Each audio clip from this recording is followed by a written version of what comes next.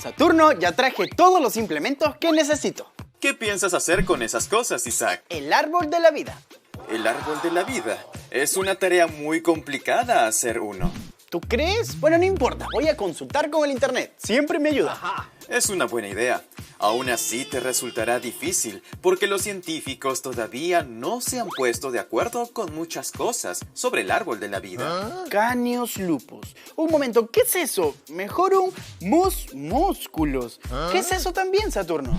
Déjame corregirte, Isaac. Debiste haber dicho Canis lupus y mus musculus. Se refiere a un perro y a un ratón. ¿Y por qué simplemente no le dicen perro y ratón?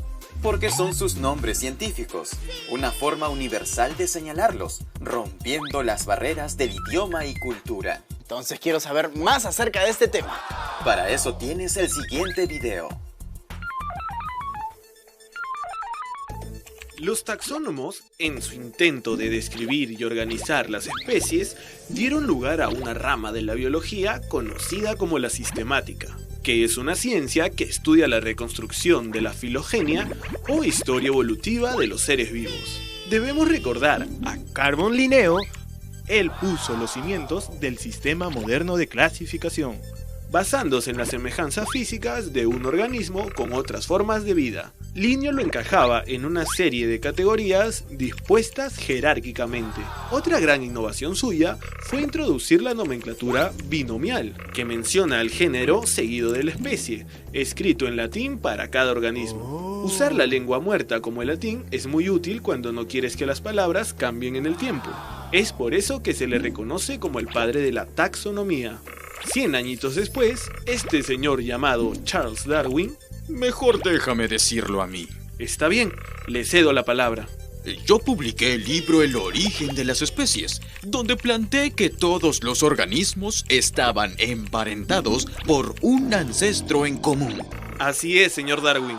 De esta manera, los biólogos comenzaron a reconocer que las categorías deberían reflejar las líneas de parentesco evolutivo entre los organismos, como refleja este cuadro.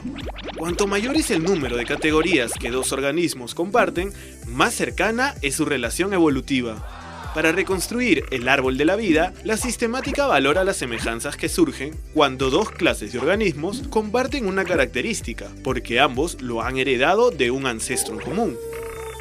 Para emparentar las especies se examina las similitudes de la estructura corporal externa, también las estructuras internas como el esqueleto y los músculos. Por ejemplo, los huesos dactilares de los delfines, murciélagos, focas y seres humanos son un indicio muy fuerte de un ancestro común. ¡Qué loco!, ¿no? Y ahora último, la genética también tiene algo que decir, y se están comparando los genomas de las especies. Es, por todos estos aportes, que la sistemática moderna le da nombre a los organismos y los clasifican en 8 categorías que son una suerte de dirección cuando quieres ubicar a un ser vivo en el árbol de la vida. Vamos con un ejemplo del mejor amigo. Hola, Duque. Duque tiene todas sus células con núcleo, o sea, eucariotas, por lo que su dominio será el Eukarya. Dentro de Eukarya, el reino de Duque será Animalia, donde están todos los animales. Como Duque tiene una bonita columna vertebral, su filo es el Chordata, donde encontramos a los vertebrados. Duque es un mamífero que toma leche cuando es cachorro, por lo que su clase será la Mamalia. Dentro de los mamíferos, Duque tiene un hocico especial para comer carne. Su orden será carnívora. Pero Duque no come carne solo. La familia de Duque es la Canidae, donde están los lobos, chacales, dingos, zorros y demás. Y vamos llegando a la dirección. El género de Duque es Canis y su especie es Lupus.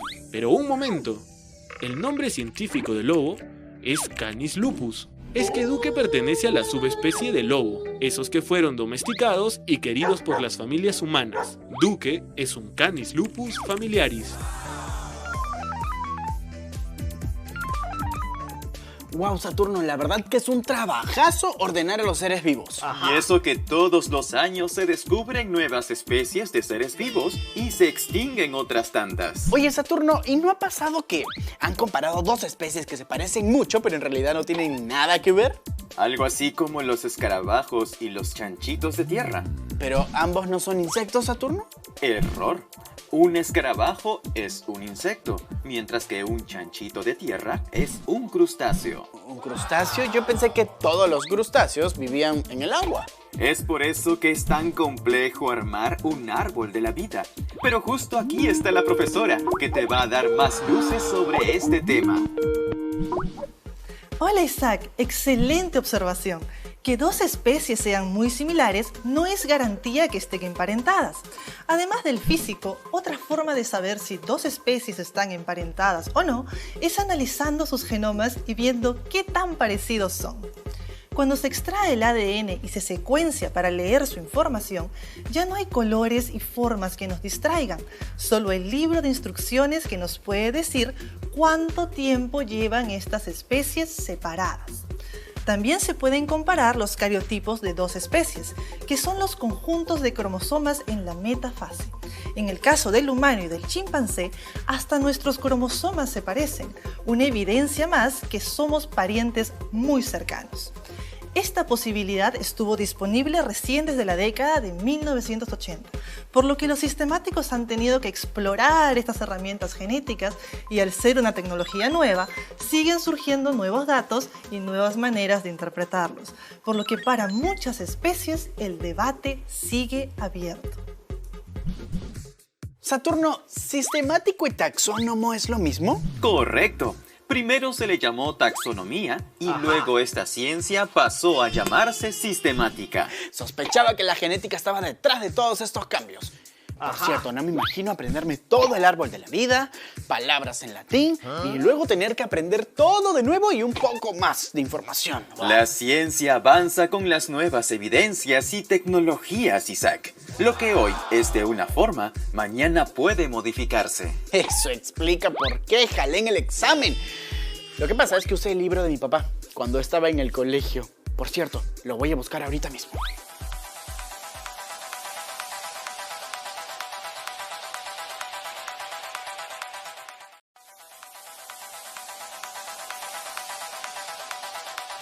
Ya, Saturno, aquí está.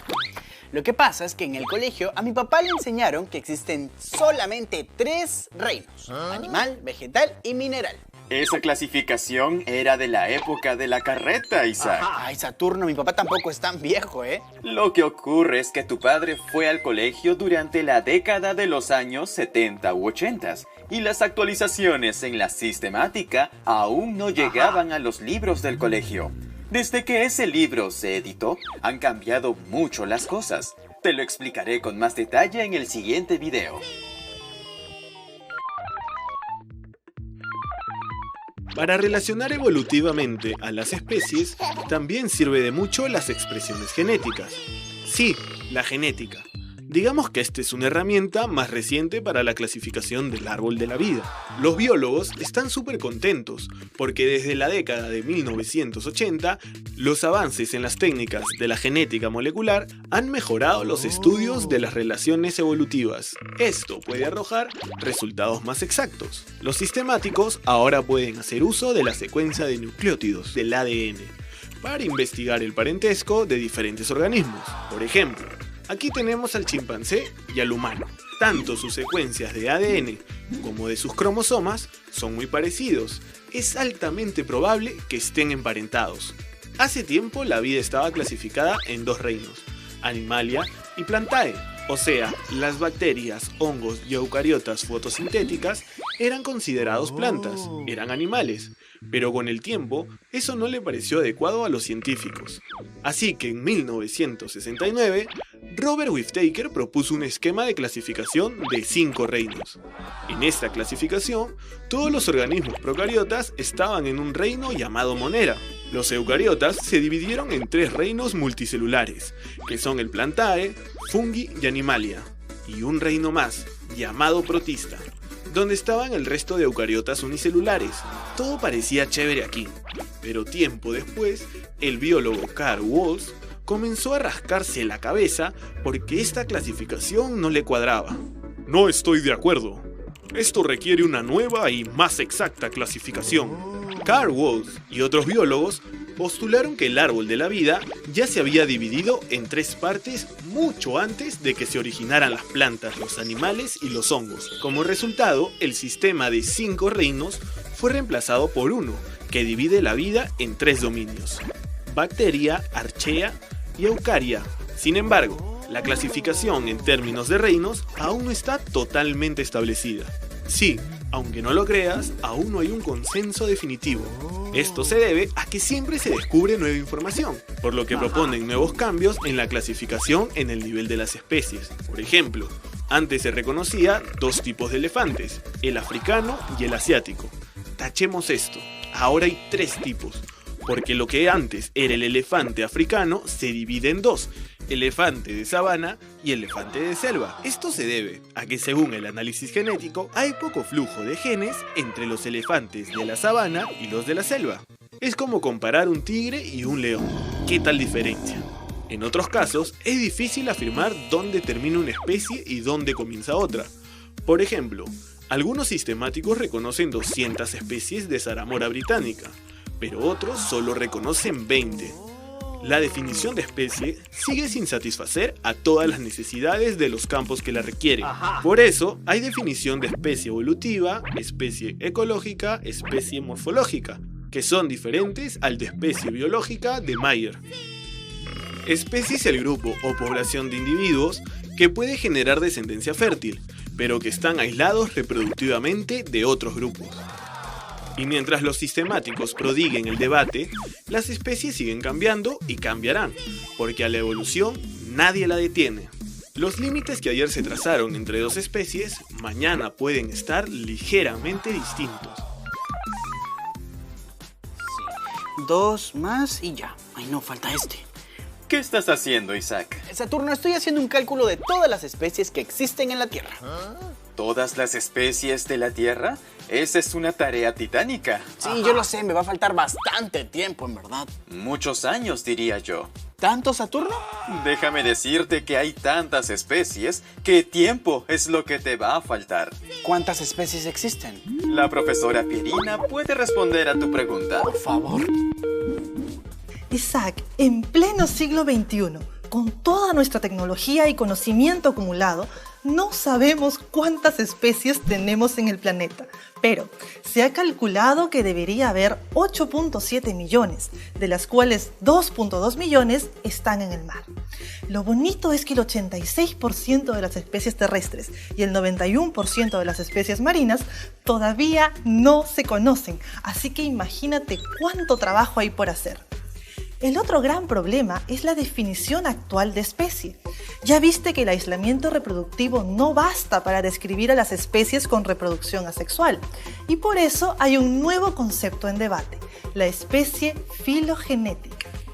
Una especie filogenética sería el grupo más pequeño que contenga a todos los descendientes de un ancestro común.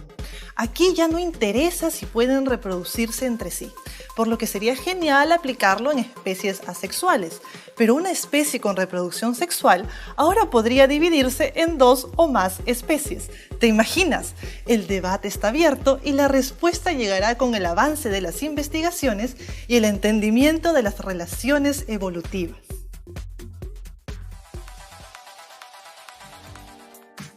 Fue un reconocido científico, naturalista, botánico y zoólogo.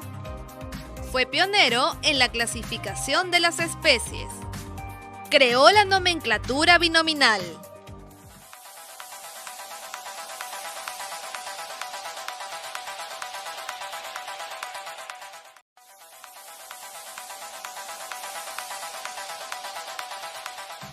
Se trata de Carl von Linneo, científico, naturalista, botánico y zoólogo sueco. Su gran creación, la nomenclatura binominal, difundida en 1753, sirvió para ponerle nombre y apellido a animales y plantas, creando una forma universal y sencilla de nombrarlos. Esto facilitó la clasificación de las especies. Saturno, te cuento. Ayer que estaba viendo mi cuaderno y veía todos mis apuntes, vi un término que la verdad hizo que mi cabeza diera muchas vueltas. ¿A qué término te refieres, Isaac? Era árbol filo... Aquí creo que está, a ver... Aquí está. Es árbol filogenético. Cuando se habla de un árbol filogenético, se refiere a este diagrama. Aquí se muestran las relaciones evolutivas de los distintos tipos de organismos que se cree tienen un antepasado en común. O sea, ¿es un ser vivo que le da origen a otra especie? Exacto. Y para armar los árboles filogenéticos, el ADN ha sido de gran ayuda. ¿Y cómo lo hacen, Saturno? Despejaré tus dudas a continuación. Los sistemáticos están empeñados en reconstruir la historia evolutiva de todos los organismos que habiten en el planeta Tierra. Puede resultar una misión imposible, pero cada sistemático elige trabajar con una pequeña porción de la filogenia. Esta reconstrucción se emplea el ya conocido diagrama, que puede tener todo tipo de formas. Aquí se secuencian los eventos de ramificación, en donde las especies ancestrales dieron origen a las especies descendientes. Por esta razón, tienen forma de arbolito. Enfoquémonos brevemente en este árbol filogenético, de los miembros de la familia Canidae, donde tenemos a los perros, lobos, zorros y coyotes. Están emparentados entre sí, y no con otros árboles. Esto se debe a que son monofiléticos. ¿Quieres saber qué significa? Quiere decir que el árbol de la familia Canidae contiene todos los descendientes vivos de un antepasado común. Monofiléticos es una terminología de los sistemáticos, al igual que el término parafiléticos. Los parafiléticos son los árboles que contienen algunos descendientes vivos, pero no todos de un antepasado común. ¿Te queda claro? Los reptiles son un ejemplo de parafiléticos. En su árbol excluyen a las aves. Y tú dirás, ¿qué hay de malo en eso? Pues ahora se sabe que las aves pertenecen directamente al árbol de la familia de los reptiles. Sí, tanto serpientes, lagartos, tortugas, cocodrilos y sobre todo las aves tienen un ancestro en común, pero estas últimas fueron tachadas del árbol reptiliano y están en otro arbolito filogenético. Pero es difícil cambiar esa percepción, donde mucha gente está acostumbrada a utilizar el término reptiles, incluyendo a los mismos sistemáticos. Para subsanar ese error, los sistemáticos prefieren dejar a un lado la antigua clase reptilia y utilizar un esquema que nombre solo los grupos monofiléticos. Como dijimos anteriormente, la genética molecular le ha facilitado la vida a los sistemáticos a la hora de establecer las relaciones evolutivas de los seres vivos. Recordemos que el ADN es la molécula de la herencia, donde se reflejan los cambios evolutivos. En la actualidad, el establecimiento de las secuencias de nucleótidos de los segmentos del ADN se ha convertido en un procedimiento más económico, fácil y ampliamente disponible. De esta manera, cuando un sistemático obtiene ADN de dos especies orgánicas, puede comparar sus nucleótidos. El menor número de diferencias indica que están estrechamente emparentados. Puede verse sencillo, pero la tarea se vuelve mucho más compleja cuando un investigador se da la tarea de evaluar las relaciones entre 20 o 30 especies. Todo un reto, pero que puede ser sobrellevado gracias a los programas de computadora, que pueden evaluar miles de millones de datos en poco tiempo. Esto ha provocado que los datos de secuencias se estén acumulando con mucha rapidez. Los sistemáticos tienen acceso a una gran información de especies, que crece más y más y más. Se ha establecido ya la secuencia de los genomas completos de más de 180 especies, y se espera que este número llegue a 1000 en la próxima década. Esto significa un gran salto en el conocimiento de la historia evolutiva. Saturno, es increíble cómo el ADN es crucial para la investigación de la evolución. Y eso que apenas se encuentra dando sus primeros pasos. Imagínate los próximos 50 años. Se lograrán grandes avances que en este momento son inimaginables. Con esto del ADN no me queda duda que la evolución es real. Y no mentira, como en internet dicen algunos que cuando mencionan a Darwin hablan mal de él. Encontrar los parentescos de las especies es un proceso muy largo, lo que se vuelve un dolor de cabeza y discrepancias entre ustedes. Pero vale la pena intentarlo. Y así juntos vamos a desentrañar los misterios de la vida. La sistemática es una ciencia que estudia la reconstrucción de la historia evolutiva. Esta ciencia da nombre a los organismos y los clasifica en 8 categorías: dominio, reino, filum, clase, orden, familia, género y especie. Para nombrar un organismo, se utiliza el nombre científico que se forma a partir de 2 categorías, que son género y especie. Un ejemplo sería el gato montés, denominado científicamente Felis silvestris. Para relacionar evolutivamente a las especies, sirven de mucho las herramientas de la genética. Esto se da desde la década de 1980 y permite comparar especies sin la distracción de sus características físicas. Las secuencias de ADN más similares indican mayor parentesco. Se ha establecido ya la secuencia de los genomas completos de más de 180 especies y se espera que este número llegue a 1000 en la próxima década. Los árboles monofiléticos contienen todos los descendientes vivos de un antepasado en común. Los parafiléticos contienen algunos descendientes vivos, pero no todos de un antepasado común. A pesar del esfuerzo por ordenar a los seres vivos, todavía no se tiene un concepto de especie que satisfaga todas las necesidades. Esto sucede porque es difícil afirmar dónde termina una especie y dónde comienza otra. Además de que las especies van cambiando y evolucionando con el tiempo. Saturno, aún tengo muchas dudas. ¿Cómo qué cosas? No sé, tanto de hablar de especies y no tener un concepto exacto me frustra demasiado. Poco a poco, Isaac. Ten paciencia. Y eso que no hemos hablado de la especie más interesante. No sé, ¿cuándo aparecieron en la Tierra los seres humanos? ¿En qué momento entramos al árbol de la vida? Bueno, será motivo de un nuevo capítulo de estudio para la próxima semana. Sí, yo creo que sí, porque con lo que aprendí hoy día, estoy muy bien. Por cierto, tengo que repasar. Gracias, Saturno. Excelente decisión.